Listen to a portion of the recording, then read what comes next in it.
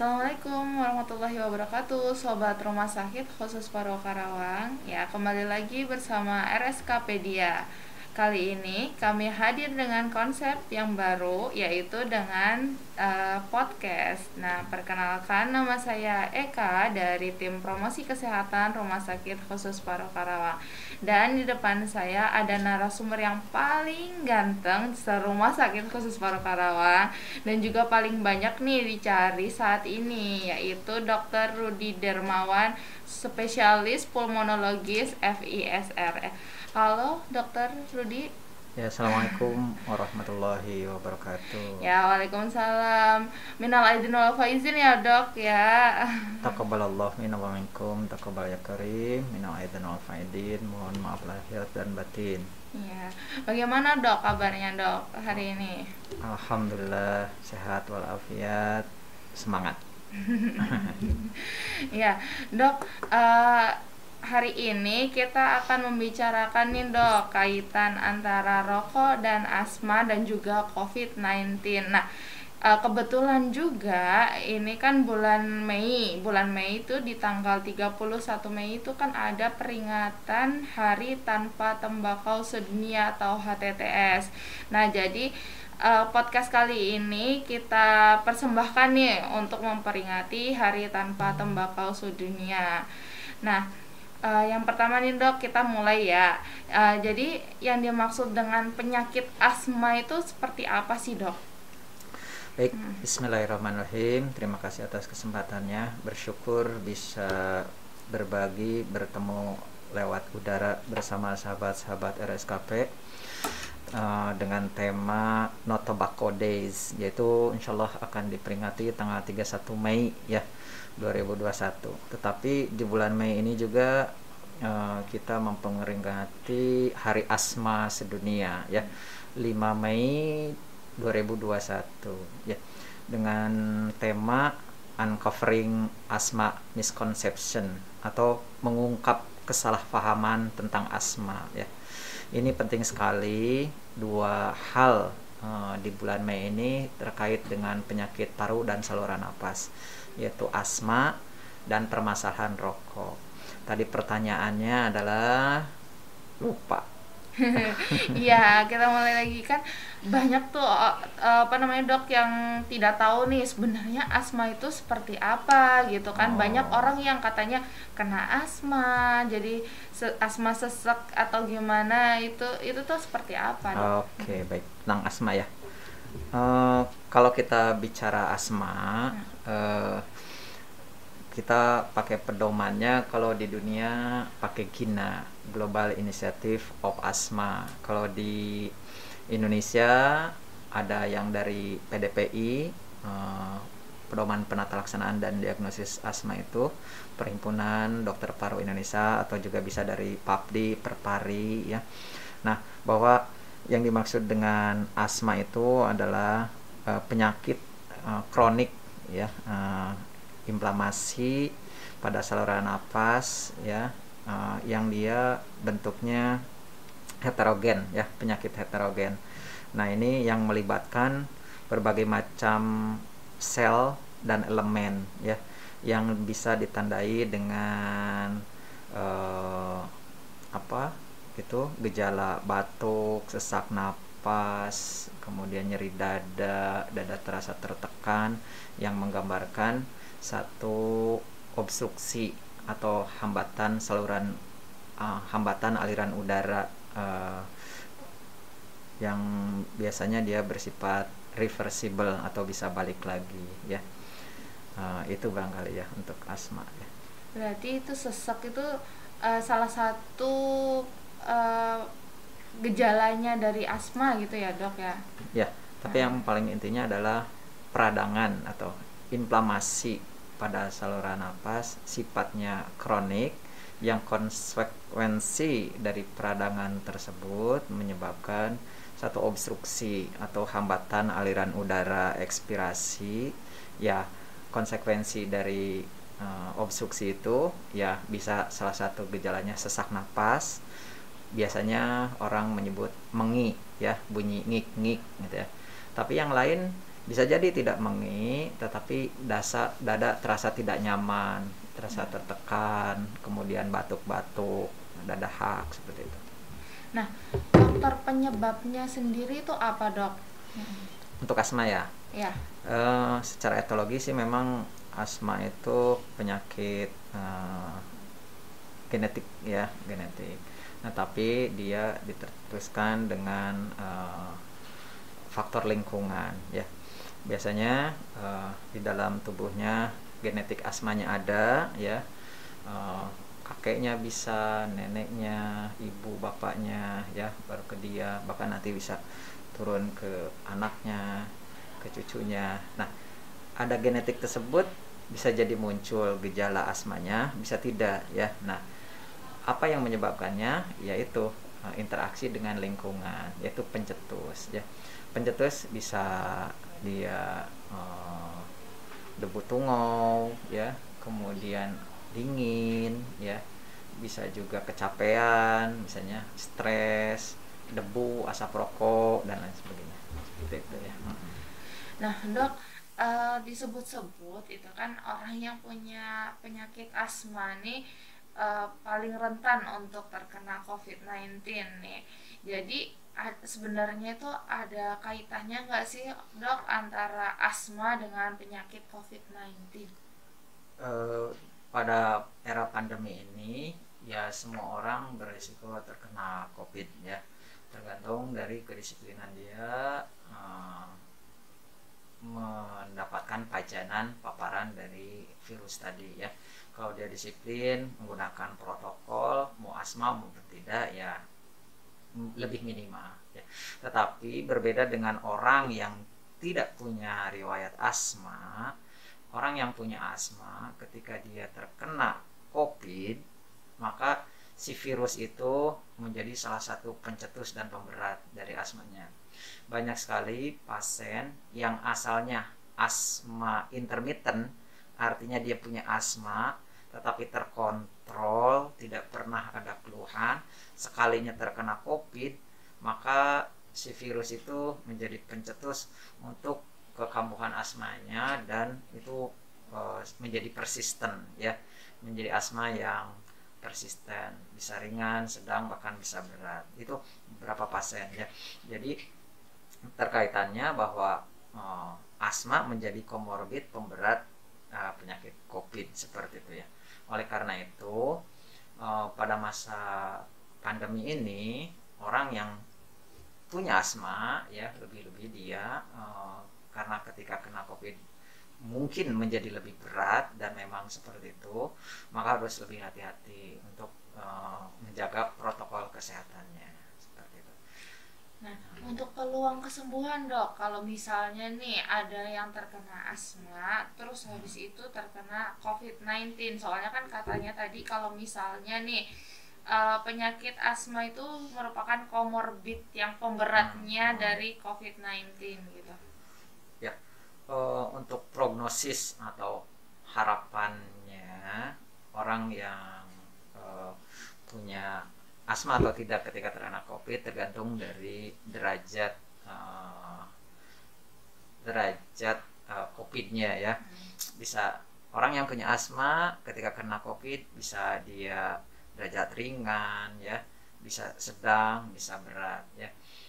Kalau sedang biasanya tanda dengan ada pneumonia seperti itu ya, penurunan saturasi. Kalau udah berat, desaturasi, saturasi atau kandungan oksigen di darahnya sangat turun ya. Peluang untuk yang asma ya berarti satu, untuk COVID-nya kita upayakan untuk konversi ya, virusnya dibunuh dengan antivirus yang saat ini ada walaupun tidak ada definitif, sampai konversi atau negatif. Asmanya ya tetap ditata laksana ya, asma tata laksana asma ya sampai dia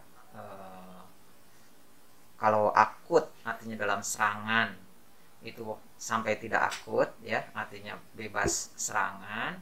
Kalau dia persisten ya sampai terkontrol ya.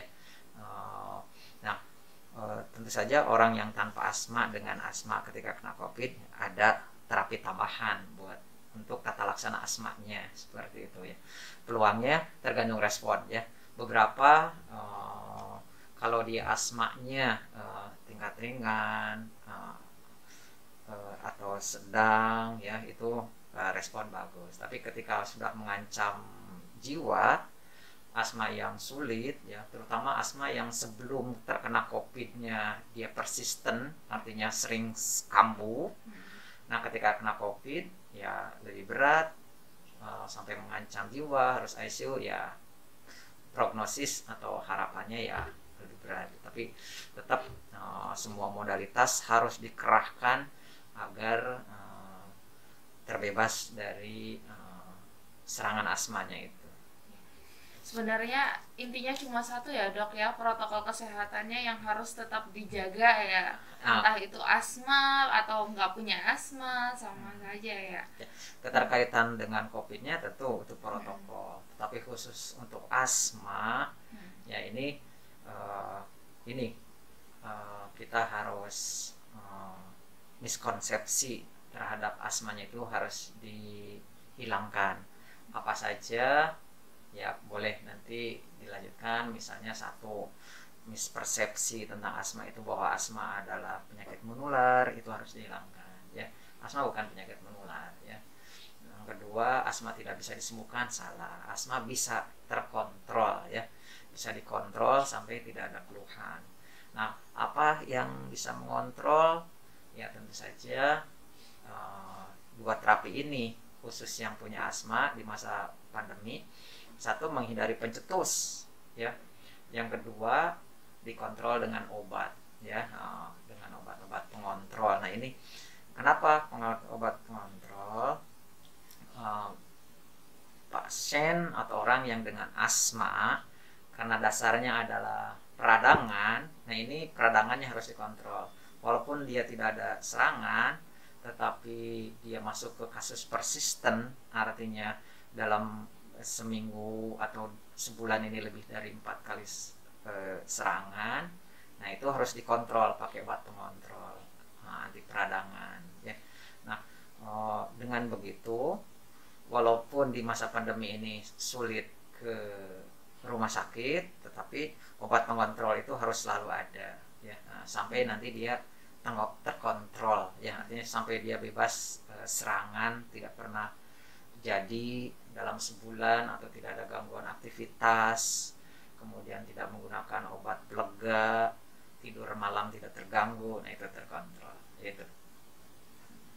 Nah, apa namanya, sebenarnya saran-saran nih sebenarnya dok, kalau misalnya orang yang punya asma itu dia bisa tahu nih sebenarnya saya itu penyebabnya kekambuhan asma itu dari apa kayak gitu dok, kan soalnya asma ini penyebabnya ada banyak gitu ya. Terima kasih. Sebelum ke situ, untuk asmanya sendiri, asma itu tadi dikatakan sebagai suatu penyakit heterogen, banyak bentuk. Ada asma yang tercetuskan karena olahraga, atau asma exercise induced asma, asma kerja, asma yang terjadi ketika di tempat pekerjaan, asma yang alergi karena aspirin ya, karena obat, ada yang karena debu, ada asma alergi, ada banyak macam-macamnya ya. Nah, dia harus tahu ya, harus tahu saya ini pencetusnya apa. Nah, itu yang paling penting. Jadi tadi dua, satu medikamentosa, obat ya, yang kedua non medikamentosa. Nah, non medikamentosa ini penting. Satu, ketika orang sudah terdiagnosis asma, dia udah tahu turunan asma ada, atau dari kecil dia sering bengek, sering mengi. Nah, itu dia harus tahu saya pencetusnya apa. Nah, itu adalah dia harus mendaftar. Oh, saya jadi dari pengalaman dia, tidak bisa ditentukan sama dokter pas ketemu, oh kamu pasti karena ini ya. Harus lewat pengalamannya pribadi dia, atau melalui challenge test ya, ada tes provokasi test. Nah, misalnya orang, oh saya jadi karena dingin, nah tulis satu. saya karena debu, saya karena asap rokok, saya karena stres, saya karena kecapean, saya karena flu pilek, saya karena makan telur, saya karena ini. Nah itu di list. Oh, ketika ada itu ya semua pencetus itu harus dihindari ya. Jadi individual banget ya. Tiap orang nggak bisa tentukan ya. Jadi masing-masing punya pencetusnya ya. Nah, tapi keumuman biasanya pencetusnya adalah dingin dan di tempat tidur ya. Makanya tempat tidur menjadi bagian penting untuk di manage ya. Nah, di manage dalam tata laksana asma itu ya. Satu, spray harus sering diganti ya, karena kadang di situ banyak debu tungau sebagai pencetusnya ya. Diganti 2 hari sekali, kalau perlu dijemur ya. Kemudian debu-debu kamar tidur sering diempel. Kemudian jangan nyimpen buku-buku di kamar tidur ya, biar belajar anak-anak atau siapa aja itu di luar ya. Kalau babak bubruk, buku-buku banyak debu tungau situ, itu sering menjadi pencetus ya. Kalau dingin ya, kalau bisa misalnya pakai AC, tidak terlalu dingin, di atas 25, kipas tidak langsung ke tubuhnya ya. Kemudian kalau masih juga ya pakai jaket, pakai selimut. Kalau kecapean, hindarinya gimana? Ya namanya hidup ya, banyak capeknya ya. Nah, hindari, ya diatur kerjaannya, tidak ditumpuk. Misalnya mencuci piring 10 dibagi 2, suami 9, istrinya 1 nyuci piringnya. Ngepel gantian hari Senin suami, Selasa bapaknya anak-anak, Rabu suami lagi ya, seperti itu. Terus kalau misalnya karena makanan ya hindarin ya. Itu secara medikamentosa. Nah, kemudian secara non medikamentosa. Kemudian olahraga itu kalau dia bukan asma karena tercetuskan olahraga, maka olahraga akan membantu, terutama renang dan aerobik ya, senam atau jalan. Nah, itu sangat membantu untuk kesehatan parunya ya. Nah, kemudian baru dibantu dengan medikamentosa ya, obat radang, anti radang untuk mengendalikan asmanya. Yang terbaik adalah yang inhalasi, yang inhaler ya, anti radang inhaler. Karena apa? Karena dia dosisnya kecil, langsung masuk paru ya, kemudian efek samping minimal ya. Itu di BPJS dapat, kalau ada di rumah sakit paru biasa kita kasih. Nah, pemberiannya kita atur, dia masuk diagnosis asma di derajat berapa, dosisnya berapa. Kita pertahankan, evaluasi tiap 2 minggu atau 1 bulan ya, cara pemakaiannya, efeknya, efek sampingnya ya. Nah, kalau terus respon stabil 3 bulan, kita turunkan dosisnya. Nanti stabil 3 bulan, turunkan sampai nanti dia benar-benar nggak pernah ada serangan, terbebas ya. Dulu orang sering memakai hanya pelega aja ya, baik yang disemprot maupun yang tablet ya. Penelitian dokter paru dunia mendapatkan bahwa dengan pemakaian pelega saja itu malah menyebabkan meningkatnya kematian karena asma, seperti itu.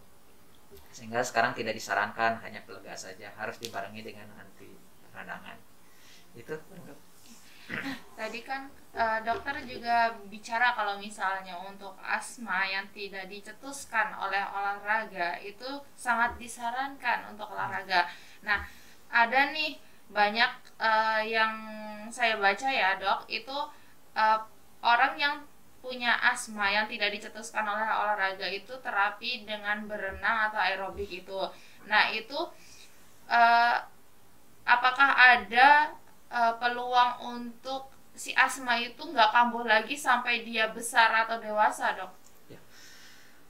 Semua asma, baik pada anak, dewasa, pada orang tua, itu bisa, atau bahkan dokter paru yang menata laksana itu targetnya terkontrol, jadi sampai dia bebas, tidak serangan, walaupun dia penyandang asma, seperti itu. Nah, itu targetnya ya, siapapun ya, berarti bisa ya, baik dia terkontrol dengan obat maupun tanpa obat ya.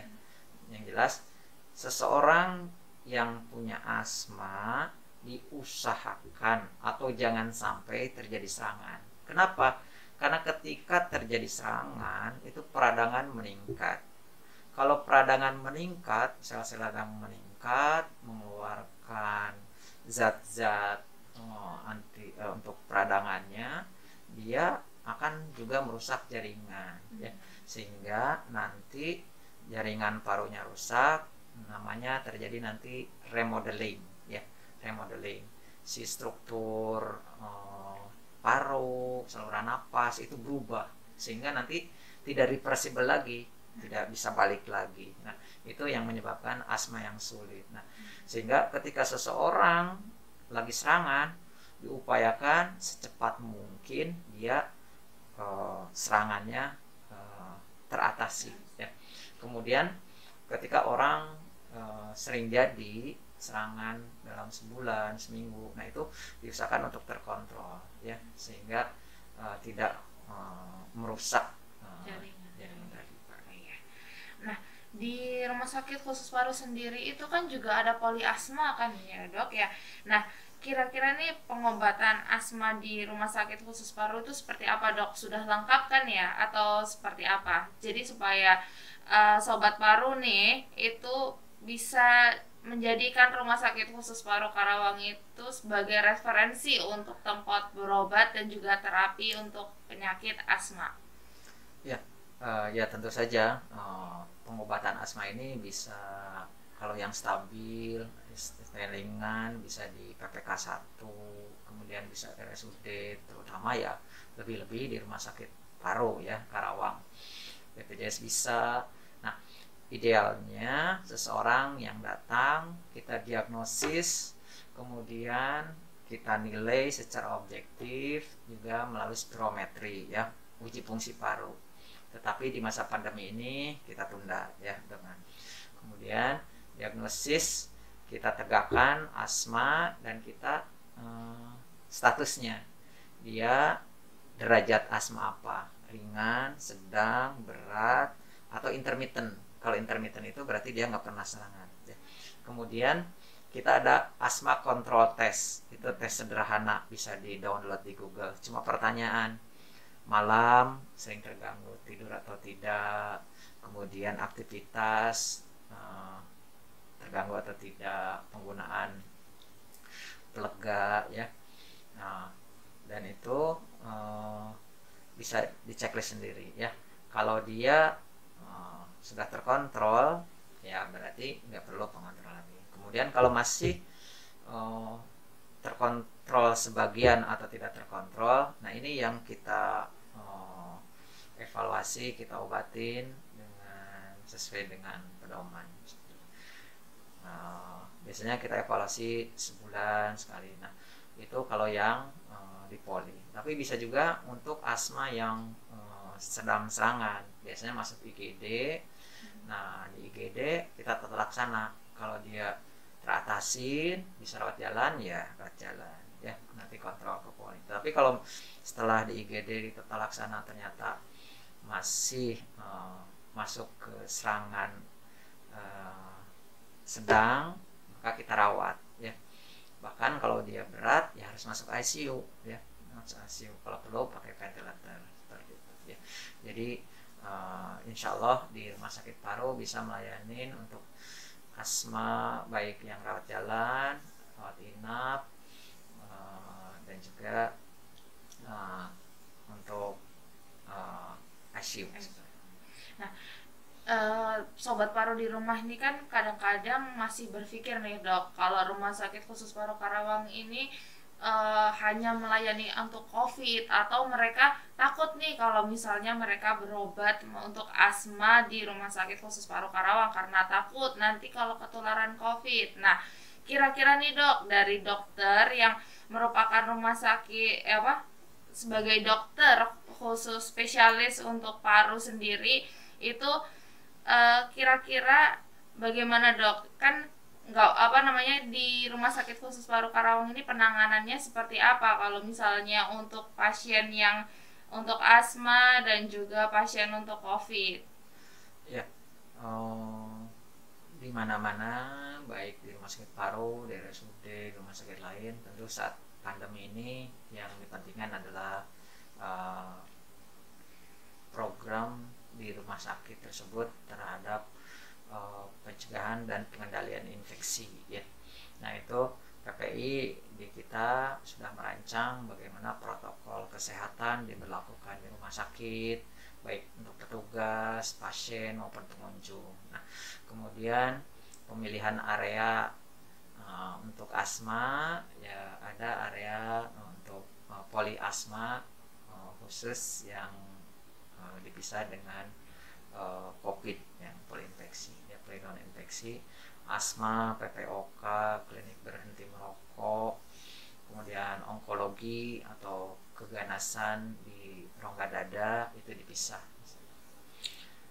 Tetapi tetap baik di polinfeksi, non infeksi, protokol tetap dijalankan seperti itu di masa pandemi.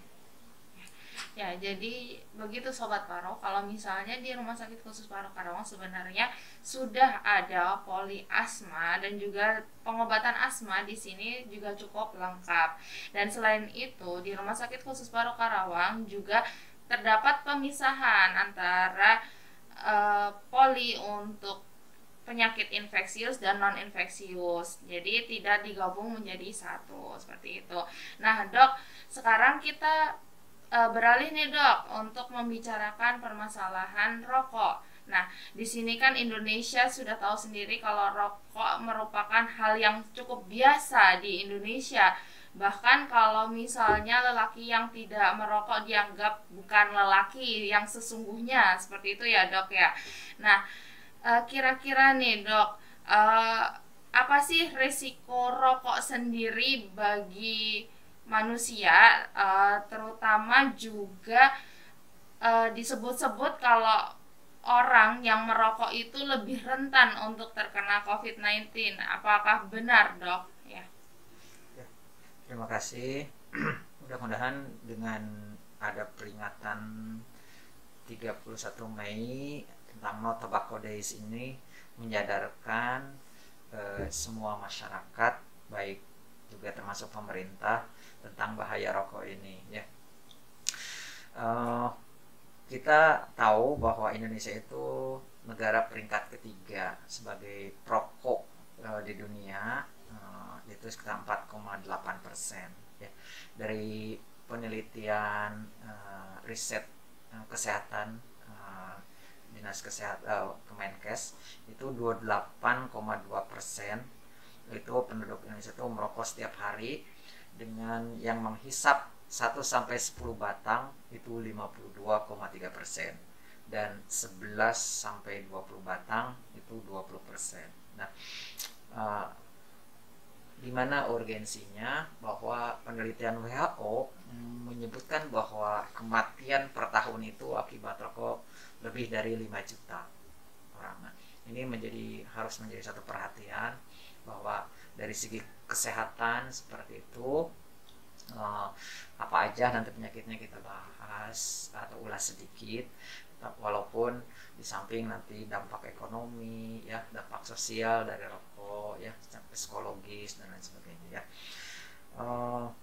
Bahwa asap rokok itu dia secara bahan itu mengandung zat-zat toksik dan karsinogenik. Tetapi saya ingin juga menyampaikan bahwa rokok itu dia ada asapnya. Asapnya itu mengandung panas termal, ya. Secara panasnya termal dia pasti berpengaruh terhadap lingkungan dari saluran napas, ya. Saluran napas kan secara alamiahnya suhunya tidak seperti bagaimana dikasih termal dari asap rokok. Kemudian streamnya, kemudian aliran dari asapnya itu juga sangat berpengaruh, ya. Jadi si saluran napas itu dindingnya tipis banget. Nah, ketika dia digesek-gesek dengan asap, maka seperti bagaimana dampal kaki kita kalau petani itu gesek kena batu, maka menjadi apa namanya itu, kapalan. Nah, sama seperti dinding saluran napas, maka secara fisik pun dia akan mengubah dinding saluran napas tadi, epitelnya berubah perangainya, ya, bisa menjadi tebal.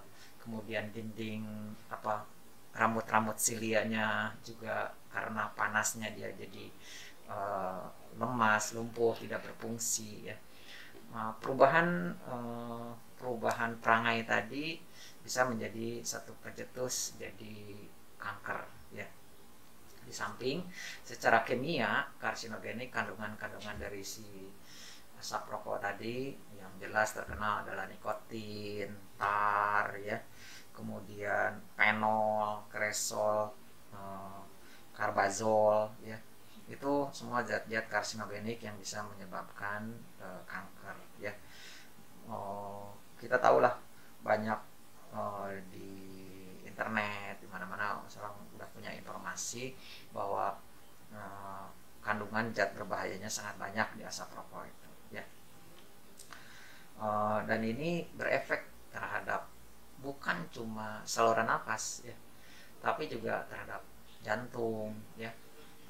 Karena dia mempengaruhi pembuluh darah, ya, menyebabkan plak terbentuk lebih cepat, kerapuhan dari pembuluh darah, ya, kemudian juga ke janin, ya, yaitu dahsyat. Nah, itu rokok. Dia yang merokok langsung tentu saja dosisnya lebih banyak, ya, kemudian dia efeknya lebih langsung.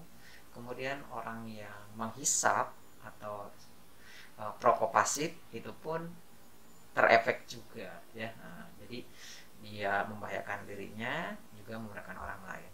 Kemudian ada sekarang istilahnya third smoker, ya.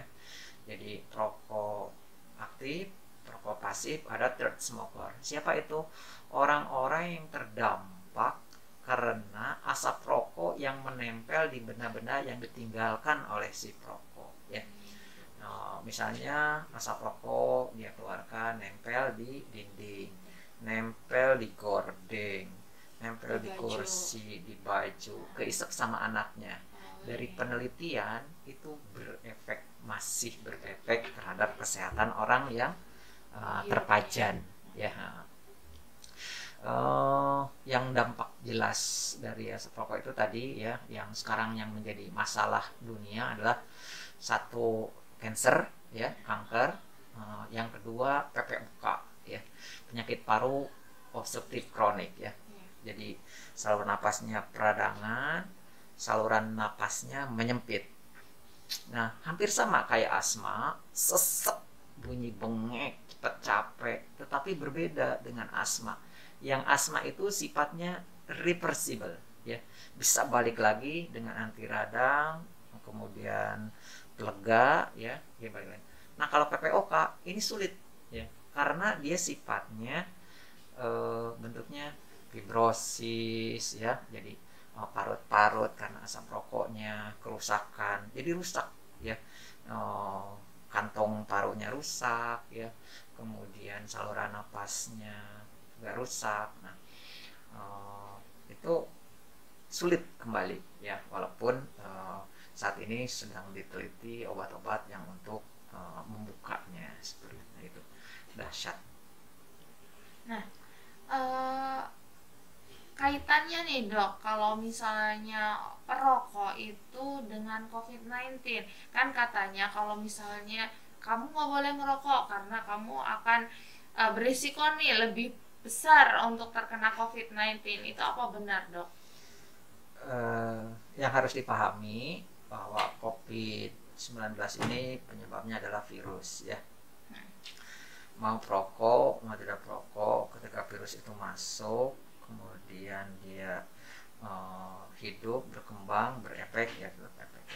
Hanya pada yang merokok, seperti yang sudah saya katakan, bahwa efek asap rokok terhadap paru itu satu, mengganggu bersihan mukosilir. Jadi ada rambut-rambut di saluran napas yang dia berfungsi mengeluarkan dahak-dahak, ya, lendir-lendir.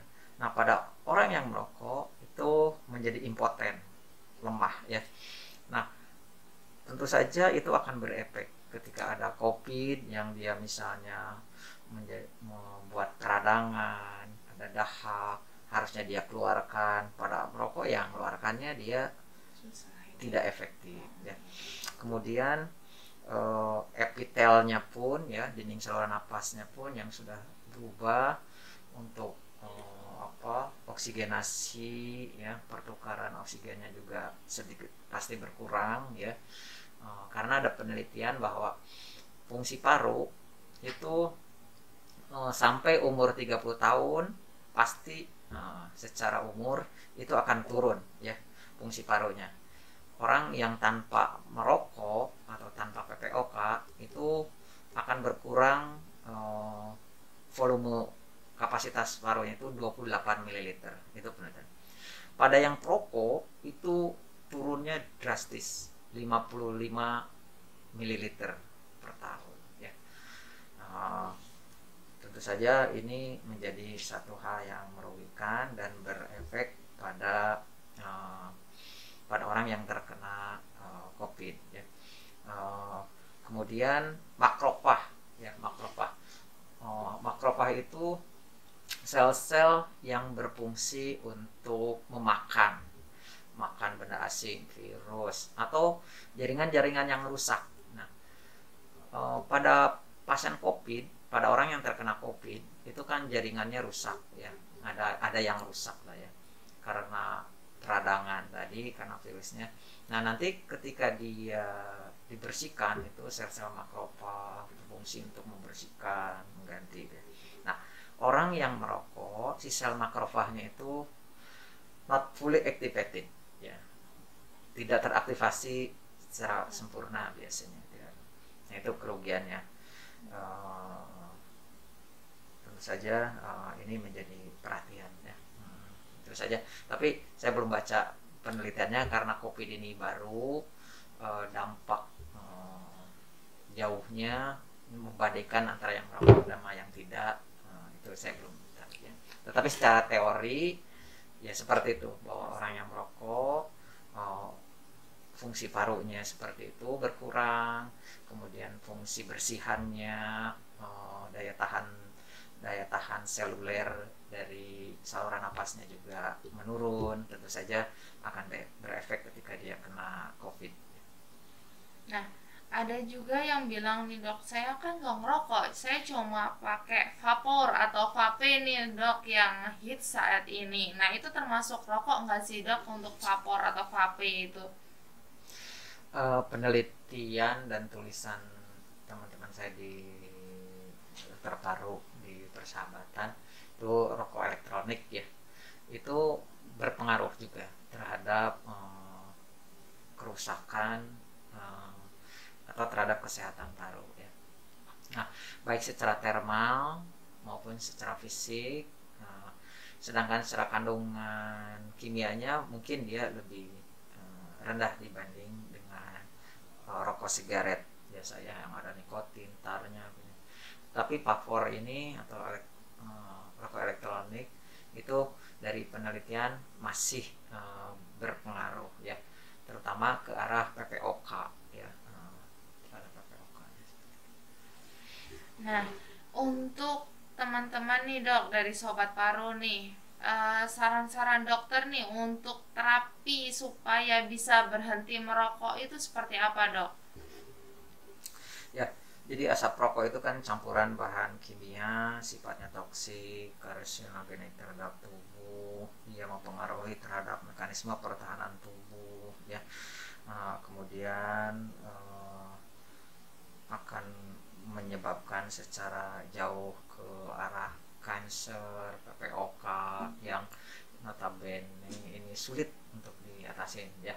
Nah, ini harus jadi satu kesadaran ya, semua berawal dari kesadaran ya, bahwa ini merugikan ya. Kalau seandainya memang ini merugikan ya, tentu ada niatan, kemudian ada motivasi, ada kesungguhan untuk berhenti, intinya itu ya. Nah, tetapi di klinik berhenti merokok ada obat-obat untuk mencoba ya mengurangi berhenti merokok. Kemudian kemudian ada alat-alat juga ya. Nah tapi belum turun kayaknya CO2 analyzer ya, bahwa nanti dievaluasi kalau dia merokok kadar CO2-nya ketahuan loh dia meneo. Terus tiap minggu, tiap bulan kita evaluasi ya. Kemudian ada obat-obat, kalau dulu ada namanya Campik ya. Itu harganya 800.000 seminggu sekali diminum. Tetapi tetap kekambuhannya itu balik lagi sekitar 30% orang yang meminum obat itu ya. Yang terbaru pakai asetilsistein di Amerika untuk berhenti merokok ya. Tapi yang paling berpengaruh adalah tadi ya, motivasi, niat, dan dukungan dari lingkungan ya. Kalau dia berada di lingkungan yang masih merokok, motivasi tidak kuat, biasanya kembali lagi ya. Tapi ya kembali ini, permasalahan rokok ini bukan dirinya saja, tetapi ada anak-anak yang terpajan. Itu menjadi harapan kita, generasi ke depan yang harus kita selamatkan. Ada istrinya yang mungkin dia hamil ya, yang nanti juga terpengaruh terhadap janinnya. Nah itu menjadi kesadaran. Belum lagi uang-uang yang dibakar ini juga menjadi satu pemborosan, kemubaziran menurut saya ya. Kemubaziran yang seandainya itu dihindarkan menjadi satu kebaikan buat saya, buat orang yang punya motivasi untuk berhenti merokok, dan saya yakin itu akan dibalas dengan kebaikan, baik itu kesehatan, ekonomi, kebahagiaan. Dan saya tanya istri-istrinya suami pasien yang merokok itu, semua menjawab senang kalau suaminya tidak merokok, seperti itu ya. Dan di Indonesia sekitar 250 juta 200 berapa tuh yang merokoknya itu adalah perempuan ya, sekitar berapa persen itu ternyata di Indonesia masih banyak yang perempuan juga yang perempuan merokok yang gitu merokok ya. juga. Nah itu Jadi sebenarnya dukungan keluarga dan juga kesadaran dari diri sendiri akan akibat dari rokok itu merupakan faktor yang paling dominan yang bisa untuk mencegah seseorang untuk merokok gitu ya dok ya. Tetapi Nah, di klinik berhenti merokok dibantu juga ya,